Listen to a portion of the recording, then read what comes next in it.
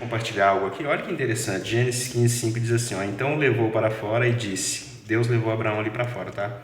Olha agora para os céus e conta as estrelas, se as podes contar. E disse-lhe, assim será a tua semente, ou seja, assim será a tua descendência. 6. E creu ele no Senhor, quem é Abraão, e foi-lhe imputado isso por justiça. Então Deus chama Abraão ali, né, leva ele para fora e disse assim, ó: olha para os céus e conta as estrelas, se é que você pode contar. Olha o que ele diz, ó: e disse-lhe, assim será a tua semente, ou seja, assim será a tua descendência. Vou contar aqui algo muito interessante. O povo de Israel, ao longo da história, enfrentou muitas guerras, muitas e muitas e muitas. Vou falar aqui apenas de 3 casos, né, que aconteceram durante a história, que o povo de Israel poderia ser totalmente exterminado da face da terra. O primeiro caso é quando Nabucodonosor, né, que era o rei da Babilônia, invadiu Israel, fez toda aquela desgraceira lá que a gente sabe.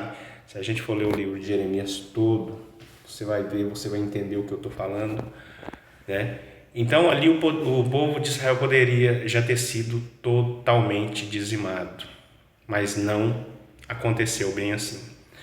Outro caso foi na diáspora, né, quando o general Tito, o general romano Tito, ele invade Jerusalém e ele ali, né, destrói o templo, destrói as casas, coloca fogo na cidade, e o povo de Israel, eles saem, né, eles fogem como refugiados, eles migram para várias partes do mundo.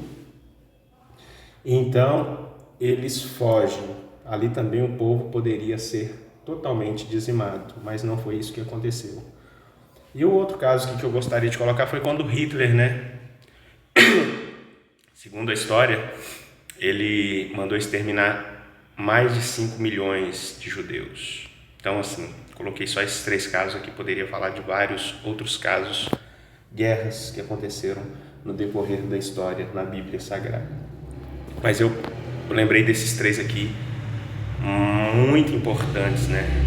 2 dentro da Bíblia e um que foi o genocídio, o qual Hitler, ele foi ali o mandante desse massacre, esse grande massacre. Então, assim, o que você quer dizer com isso, Vinícius? Tem tudo a ver com essa palavra. Deus fez uma promessa para Abraão de que a nação de Israel seria como as estrelas do céu. Tem outro lugar aqui que fala também que seria como os grãos de areias do mar. Ou seja, a descendência de Abraão seria incontáveis, seriam de pessoas incontáveis em todas as partes do mundo, e é o que acontece hoje. Na diáspora, por exemplo, quando o general romano Tito, ele invadiu Jerusalém, que as pessoas fugiram, se refugiaram, alguns imigrantes também vieram aqui para Porto de Galinhas, pegaram seus navios, suas embarcações e vieram para Porto de Galinhas. Por exemplo, a Bolsa de Valores hoje, provavelmente, possivelmente, ela seria aqui no Brasil. Mas quando eles chegaram em Porto de Galinhas, eles foram expulsos, essas pessoas que eram judeus. Eles foram rumo a Manhattan, né, que fica lá nos Estados Unidos, que onde hoje se encontra a Bolsa de Valores lá em Nova York. Então, por exemplo, são judeus que fundaram a Bolsa de Valores, né, para você ver. E nisso existem judeus ingleses, alemães, né, em todas as partes do mundo, holandeses. Por exemplo, o americano, porque, por exemplo, vou citar aqui para você, os Estados Unidos é o país mais cristão do mundo. Por quê? Porque a maioria deles são descendentes de judeus. Então, assim, existem muitos judeus espalhados mundo afora, muitos, mas muitos mesmo. O povo de judeu poderia ter sido exterminado quando Hitler mandou fazer todo aquele, né, quando aconteceu todo aquele massacre. Mas vamos voltar aqui na diáspora, tal. Eles foram para os Estados Unidos. Vou falar para você que eles são numerosos na face da terra e são o povo mais rico. É o povo mais rico da face da terra. É o povo mais rico da face da terra. Então, o que acontece? Eles fundaram a Bolsa de Valores lá nos Estados Unidos, né? E são pessoas em todas as partes do mundo. Por exemplo, O Vinícius, se ele nascer aqui em São Paulo, vamos supor, ele é filho de mãe mineira e pai mineiro. Se o pai dele e a mãe dele se o nascimento dele ocorreu aqui em São Paulo, o Vinícius vai crescer e vai falar que ele é paulista. O judeu não é assim, tá? O judeu, se o pai dele e a mãe dele tiver ele em outro país ou em outro estado, ainda assim que ele tenha nascido naquele país ou naquele estado, ele vai continuar falando, ele vai falar, ó, eu sou, por exemplo, ele vai falar, eu sou americano de nascimento, mas eu sou judeu de sangue. Então ele se considera judeu, eles honram a pátria, correto? Então, assim, eles são muito patriotas. Tanto é que quem reconstruiu o Estado ou o país de Israel há pouco mais de 70 anos foram judeus, foram grandes empresários judeus, riquíssimos, que reconstruíram todo o Israel que existe hoje. Israel voltou a ser país novamente. Por quê? Porque esses empresários, mundo afora, empresários judeus, ingleses, americanos, alemães, ricos, muito ricos. Eu costumo dizer que Israel tem o que o Brasil não tem. Aliás, Israel não tem o que o Brasil tem e é o que o Brasil não é. O Brasil tem o que Israel não tem e não é o que Israel é, né? Então, assim, é um povo muito rico e é um povo porque essa promessa foram para eles, essa promessa de abundância, né, de descendência de pessoas. Então, por mais, o que eu estava pensando? Pensei o seguinte, gente, se estourasse uma guerra hoje, por exemplo, dos dois maiores exércitos, né, vou colocar aqui, existe os Estados Unidos também. Por exemplo, se a China e a Rússia se juntassem hoje contra Israel, Israel que é tão pequeno, né, um pouquinho maior do que Sergipe, o estado de Sergipe, gente, será que o que aconteceria? Será que a promessa de Deus seria exterminada? Porque se juntasse esses dois exércitos, humanamente falando, extinguiria Israel do mapa, correto? Mas essa promessa ela se cumpre. Quando você olha para a história, você vê, inclusive há alguns tempos atrás, aí, quando eles estavam atacando muito Israel, lá na faixa de Gaza, o cara na entrevista ele falou assim, olha, a gente envia um míssil para lá, mas quando chega no alto parece que algo desvia o míssil.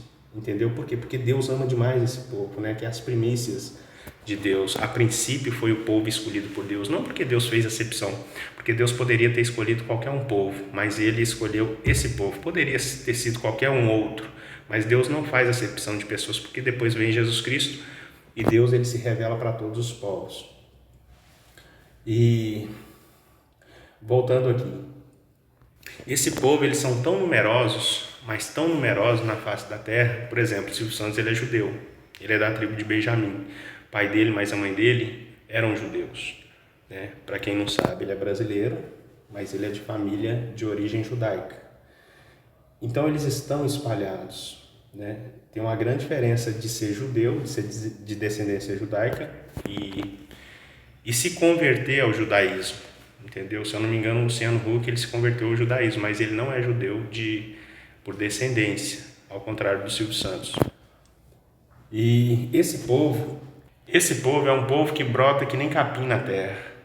Por mais que eles tentaram ao longo da história destituir esse povo da face da terra, eles não conseguiram. Por quê? Porque eu quero enfatizar isso aqui, a promessa de Deus tem que se cumprir na vida das pessoas, que foi a promessa para o povo de Israel. Vou citar um exemplo aqui. Por que a promessa do dízimo muitas das vezes não se cumpre na vida da igreja? Eu já vi, por exemplo, pessoas que são dizimistas fiéis e nunca conseguiu comprar uma casa. Por quê? Porque a promessa do dízimo, segundo o meu entendimento dentro da teologia, né, o dízimo ele foi estabelecido para o povo de Israel. E não era dinheiro também, era alimento, eram os grãos, os cereais da terra. Né? Portanto, não poderia, por exemplo, o dízimo não poderia ser algo, por exemplo, uma pesca. Não poderia, tinha que ser ali sobre os grãos, os cereais da terra, tudo que advinha da terra, animais, porque o dízimo ele foi estabelecido para o povo de Israel. Então, vai se cumprir as promessas de riquezas na vida daquele povo, referente à obrigatoriedade do dízimo, que era para os levitas, que era uma das tribos, né, que Levi era o filho de Jacó. Depois se tornou a tribo, que se tornou a tribo dos levitas, os quais faziam parte dos sacerdotes, os levitas, né? Levita também não é especificamente cantores, como eles dizem hoje. Naquela época o levita era aquele que ajudava o sacerdote, fazia o sacrifício, ele ia lá, limpava. né? As pessoas torcem o negócio tudo, entendeu? Fazem uma mistureba de Antigo Testamento com o Novo Testamento, mas tudo bem. Um cantor poderia ser levita, mas nem todo levita era cantor. O levita era aquele que acendia o candelabro, era aquele que ia lá, vamos supor, limpava o templo. Não, hoje levita é só cantor na igreja, se não for cantor não é levita. Então vamos ser bastante sinceros aqui. E dízimo também não era dinheiro, como o povo fala, não, dízimo era como eu acabei de falar para você, era sobre aquilo que adivinha da terra, grãos, cereais, animais, tal. Era dinheiro sim, não era dinheiro, porque antes do dízimo, na era de José foi vendido por pratas, 20 pratas se eu não me engano, então já existia dinheiro naquela época, mas não era dinheiro, dízimo, era daquilo que adivinha da terra. Então essa promessa do dízimo, estou dando um exemplo aqui, ela não vai se cumprir na vida da igreja.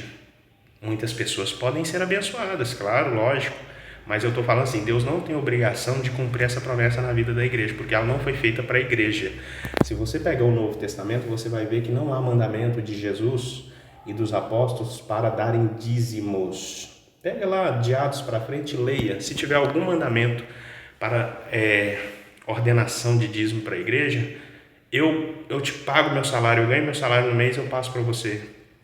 Não tem ordenação de dízimo por obrigatoriedade no Novo Testamento para a igreja. Vinícius, mas Jesus fala lá no Novo Testamento para os fariseus, vocês dão o dízimo, ele fala para os fariseus, vocês dão o dízimo do endro, do cominho e da hortelã, vocês fazem essas coisas, negligenciam as outras, fazem essas coisas, mas também não negligenciais as outras. Jesus fala isso, sabe por quê? Porque Jesus está dentro de um contexto onde ele é judeu, onde ele está falando para judeu, que é fariseu. Portanto, ele fala, vocês dão o dízimo do endro. Aqui, eu vim aqui só para falar disso, vim aqui na Bíblia, aqui, ai de vós, escribas e fariseus hipócritas, porque dais os dízimos da hortelã, do endro e do cominho, ou seja, das hortaliças mais pequenas. Ou seja, eles eram minuciosos em querer agradar a Deus, na questão do dízimo. Até das hortaliças mais pequenininhas ali, eles davam o dízimo. Mas olha o que Jesus fala, e desprezais o mais importante da lei, o juízo, a misericórdia e a fé. Então eles davam os dízimos até das coisas mínimas, né? Se referindo às hortaliças ali do endro, do cominho, da hortelã, mas eles desprezavam, negligenciavam os preceitos mais importantes da lei. Então quer dizer, as pessoas davam o dízimo e tinham aquilo como salvo-induto. Eu já dei meu dinheiro não, né? Aqui era alimento. Eu já dei o meu dízimo lá no templo, então estou de boa. Eu posso desprezar o juízo, a misericórdia, a fé. Aí Jesus fala assim para eles, devieis, porém, fazer essas coisas e não omitir aquelas. Então vocês devem fazer essas coisas, que é o juízo, a misericórdia e a fé, e não omitir aquelas, que é dar o dízimo do endro, do cominho e da hortelã, que eram as hortaliças pequenininhas ali. Mas Jesus está falando para fariseu, Jesus não está falando para cristão. Aqui a igreja ainda não tinha nascido, a igreja só vai nascer lá em Atos, capítulo 2, onde acontece a descida do Espírito Santo. Então muitos pastores, eu não sei se é por malícia, eu não sei se é por falta de conhecimento, mas eles não ensinam dessa forma, porque aqui a igreja não nasceu ainda. Vinícius, mas tem muitas coisas que Jesus ensina aí que é para a igreja. Sim, a partir do momento aqui de Marcos 16, onde ele começa a falar para os discípulos, ide por todo mundo, pregar o evangelho a toda criatura, aí sim, ali vai começar a igreja, entendeu?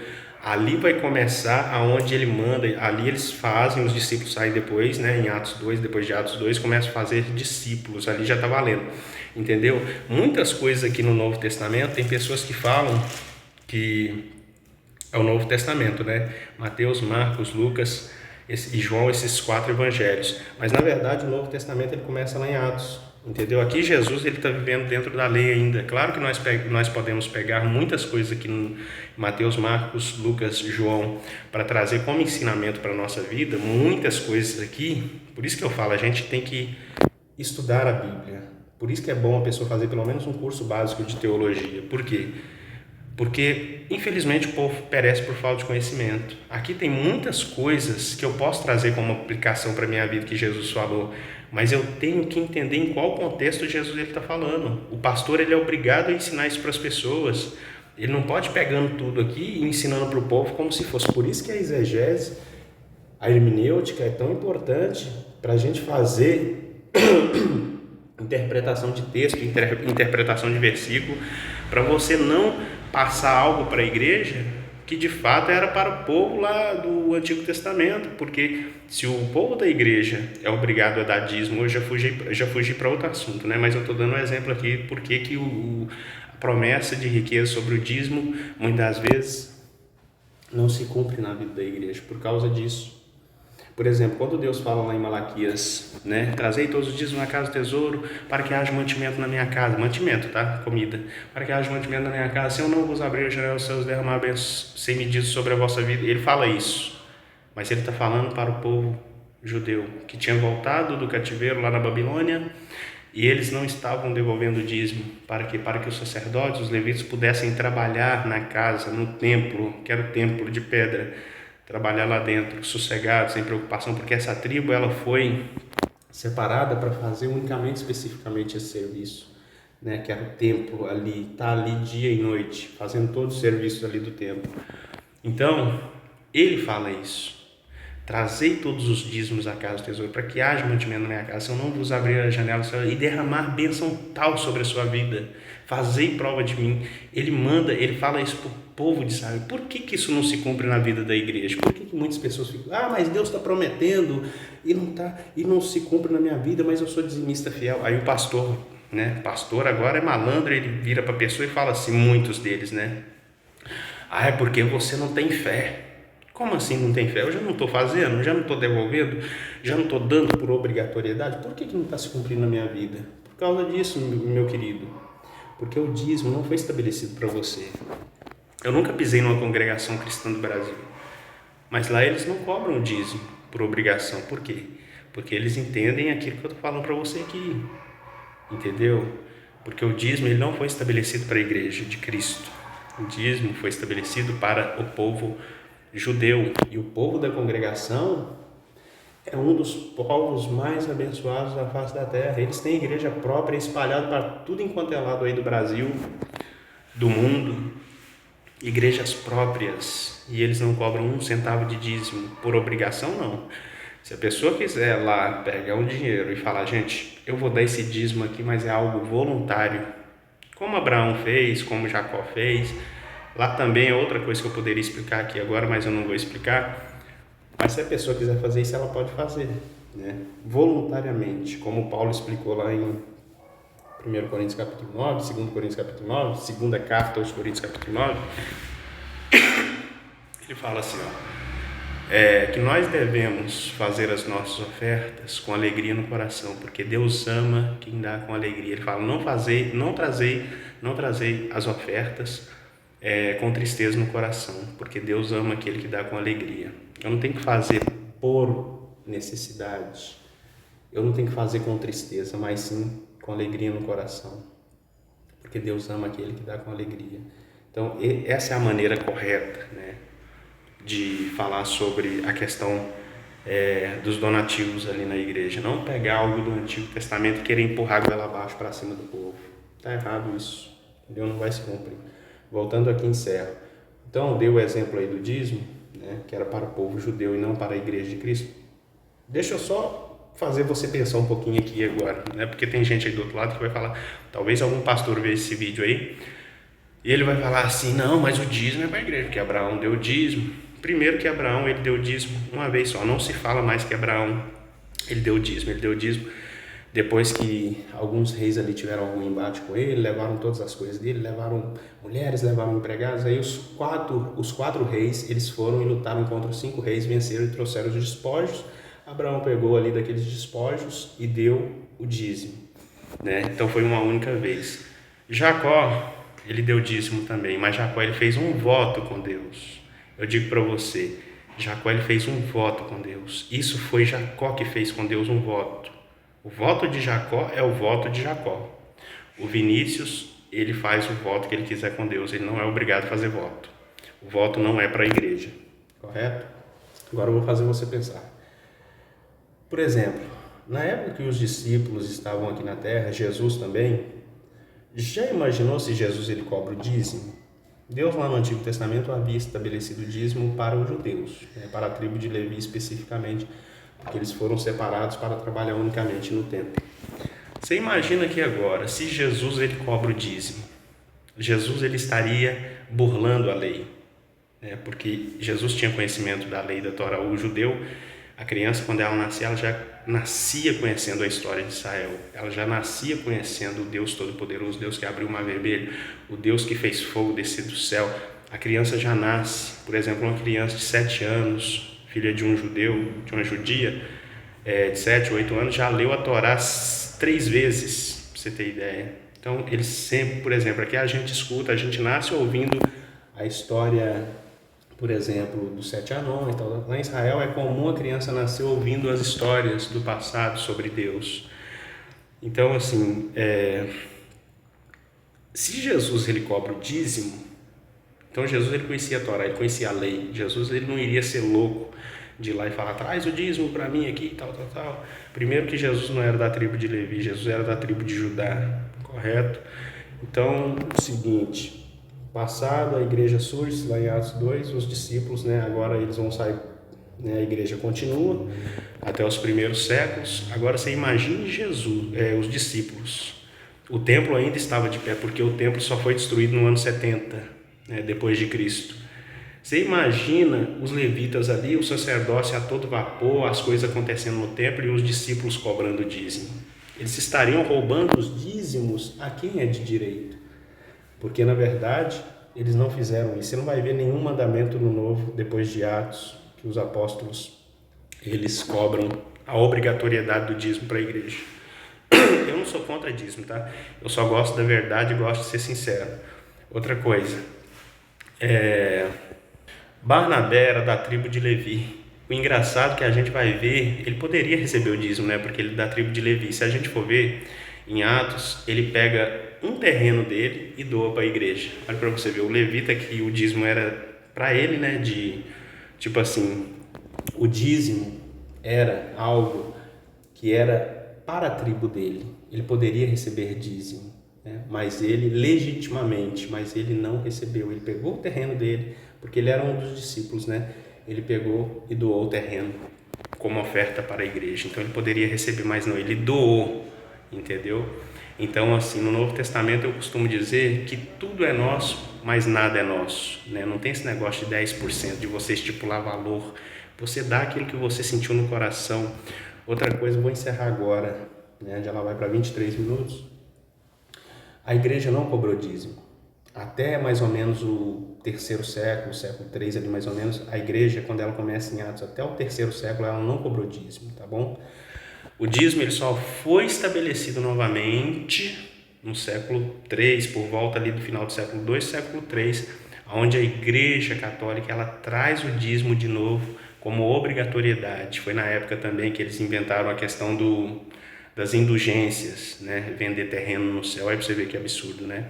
A Igreja Católica ela fez muita burrada assim no decorrer da história, todos nós sabemos disso, por ignorância, né? Eu costumo dizer que o cristão jovem, quando ele sai da igreja, ele vai para a faculdade, ele costuma ir cristão e voltar ateu, porque os professores lá começam a falar da história da Igreja Católica, que a Igreja Católica cometeu muitas injustiças, e isso é fato, a Igreja Católica não esconde isso, mas ela entende hoje que isso aconteceu no passado por ignorância, né? Mas os professores também eles esquecem de ensinar para esses alunos, né? Eles esquecem de ensinar que, por exemplo, cristãos morrem, desde aquela época até hoje, cristãos morrem de forma brutal. Isso aí eles não ensinam na faculdade, né? Que cristãos, por exemplo, a igreja do primeiro século, né? Depois ali dos apóstolos, os apóstolos morreram de forma trágica também, a maioria deles. Depois deles vieram os outros discípulos, né? São chamados de pais da igreja. Se você for dentro da história, você vai entender isso. Pessoas eram amarradas nos postes, passavam-se piches naquelas pessoas amarradas nos postes, colocava fogo, né? Pessoas eram arrastadas pelas praças a cavalo, arrastava as pessoas até morrer, cristãos, entendeu? Pegava cristãos, jogavam dentro do Coliseu, ali, e a plateia, por isso que tudo isso, estádio de futebol, essas coisas tem muito a ver com o Coliseu. O Coliseu, por exemplo, as pessoas ficavam nas arquibancadas, né? e eles colocavam os cristãos dentro dos coliseus para serem devorados, cristãos, crianças, filhos de cristãos, para serem devorados pelos leões. E eles não negavam as suas fé. Eles cantavam louvores e as pessoas se convertiam nas arquibancadas ao verem a fé daquelas pessoas. Isso aí, os professores não ensinam na faculdade. Eles só ensinam sobre a Inquisição, sobre indulgências, sobre tantas coisas que a Igreja Católica ignorantemente ela fez. Mas eles reconhecem isso hoje. A Igreja Católica, na minha opinião, é uma igreja séria, né? É uma igreja séria, sim, entendeu? Tem seus defeitos, como teve lá no passado, tem hoje, assim como a igreja evangélica também tem muitos defeitos. Eu costumo dizer que a igreja evangélica de hoje, contemporânea, ela tem muito mais defeito do que a igreja católica, entendeu? Porque a igreja católica tem coisas basares fundamentais nos quais nunca deveria ter entrado na igreja evangélica. Na igreja católica não entra, entendeu? Como na congregação, por exemplo, política, sobre a questão do casamento, a igreja católica leva essa questão do casamento também muito a sério. Então, assim, é isso. Falei muito, saí um pouco do assunto, mas finalizando aqui. O que eu quero dizer com tudo isso? O que é promessa de Deus vai se cumprir na nossa vida. Aquilo que não é promessa de Deus não vai se cumprir na nossa vida. Por quê? Porque não é promessa. O que é promessa, ainda assim que o mundo dê uma volta de cabeça para baixo, ainda assim que tudo aconteça de forma contrária, que você acha que nunca vai acontecer sim. Assim como na profecia em Zacarias dizia que Jesus tinha que nascer lá em Belém, a família de Jesus estava lá em Nazaré, mas a Bíblia dizia em Zacarias que Jesus tinha que nascer lá em Belém. A família de Jesus saiu lá de Nazaré, Deus mexeu, Deus moveu, fez levantar um censo lá, a autoridade daquela época levantou um censo lá, que José e Maria tiveram que sair lá de Nazaré e ir lá para Belém, para que se cumprisse uma profecia. Então, aquilo que tiver que cumprir na minha vida, que tiver que se cumprir na sua vida também, Deus ele vai dar um jeito de cumprir isso, tá bom? Então, deixo aí esse entendimento aí, essa reflexão, que você possa refletir sobre isso, porque muitas vezes você fala, caramba, eu faço isso, faço aquilo outro, isso não se cumpre na minha vida, mas será que isso foi prometido para você ou não? É para se pensar, tá bom? Até mais.